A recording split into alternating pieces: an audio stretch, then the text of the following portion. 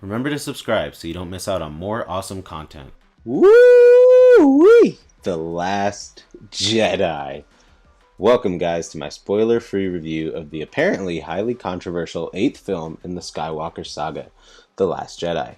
Sorry for this being on Battlefront background, but if you haven't watched my update, I left my camera and mic equipment when I was visiting family, so my options are kind of limited until I get that back. So, hope my PlayStation headset sounds okay. But anyway, first off, I want to say that I personally loved this movie. It had great cinematography, great character dynamics and development, and was just a blast to sit through. Like, seriously, I didn't even realize 2.5 hours had went by. Rian Johnson, or Ryan, I don't know how to say his name actually, went completely away from the cloned and New Hope Force Awakens combo and stepped right off the map with this one. While there were probably certain scenes that could have been extremely shortened, I'm looking right at you, Casino Scene, they were still a visual enjoyment, especially when you consider the amazing creatures we get to see in this film. No, seriously, there's tons of new creatures and all of them interesting and unique. The film also contained some definitely laughable moments, which is another thing The Last Jedi did that I personally enjoyed.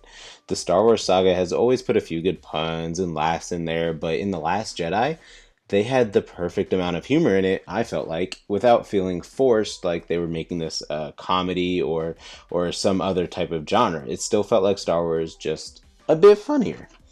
Now, you're probably hearing about the other side of things, about how Ryan Johnson stepped away from the formula and created controversy by putting twists in there that don't fit the typical Star Wars narrative. If you want my honest opinion, that's complete porg poo. And without going into spoilers, it's kind of hard to actually explain why. But for any of you who follow me and listen to my theories or hear me just talk about characters, let's just say everything I said was not wrong. Movie pun, inside joke, you won't get it if you haven't seen it. But my predictions about each of these twists happen to be correct so far for me. There wasn't really any twists as I saw these things kind of a mile away. Was there a different style of story with this? Yes. Is that a bad thing? Definitely not, in my opinion. I felt like each decision was well executed and had very good reasonings and explanations behind said decisions. At the end of the day, this trilogy is still the passing of the old guard to the new, and this does a good job at developing the main characters. Actually, that's an understatement. I would say that's the shining light of this film, is the progressive role each character has, and you can kind of see how they'll fit into the final movie coming up, while still seeing how far each character has come in just this short time. I mean, this is only one movie from The Force Awakens, and it picks up right after, so there's a lot of character development in between these two movies. Rian Johnson made me shed tears, laugh, and love this film. All in all, it's definitely one of my better loved Star Wars films. Also, as a side note, just think about this. The people complaining are upset that the movie wasn't predictable and it was quote unquote bad because what they thought was going to happen didn't. The Force Awakens was pretty much a rehashed A New Hope and got slammed for it. This one was its own Star Wars movie, breaking off its chains from the originals with this new cast of characters, and still got slammed for that reason. All in all, I view this as a saga about Kylo and Rey at its core, and I felt like they are doing a very good job with it.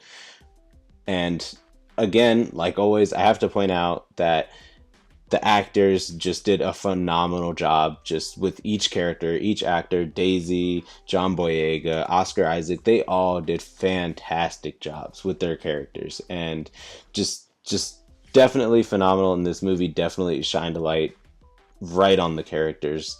And the cinematography, the battles in here are amazing as always. Definitely, see, that's one of the best things about this new generation of Star Wars is that they have the technology, they have the effects, and I mean a lot of the movie was practical effects, so that makes it even better.